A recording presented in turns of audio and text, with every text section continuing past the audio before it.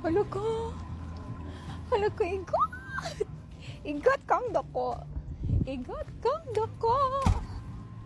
Igot kang dako.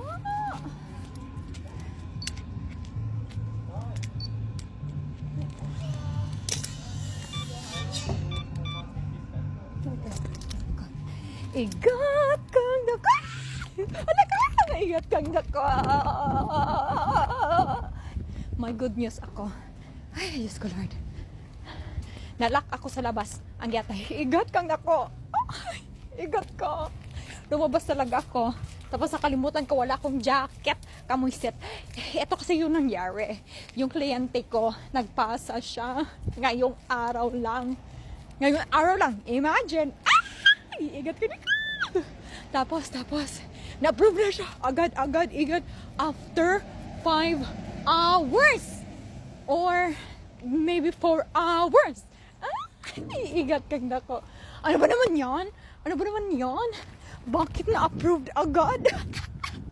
tapos, may isa pa. Tingnan nyo dyan. Kliyente ko yung dalawang na yan. Yung isa pa, nagpasa nung Lunes. Approved din siya today. Diyos ko, igat. Ito na, Australia yan lahat. Tapos, sure ako, may plano yan kukuha ng residency. Tapos, may only work tsaka only study na naman. Kaya nga kasi, igat. Ako na.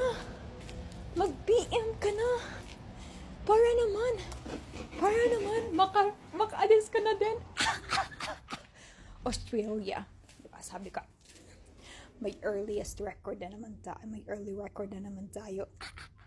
Pero walang makakatalo sa 15 minutes. Balik na ako, ha? Have a good day.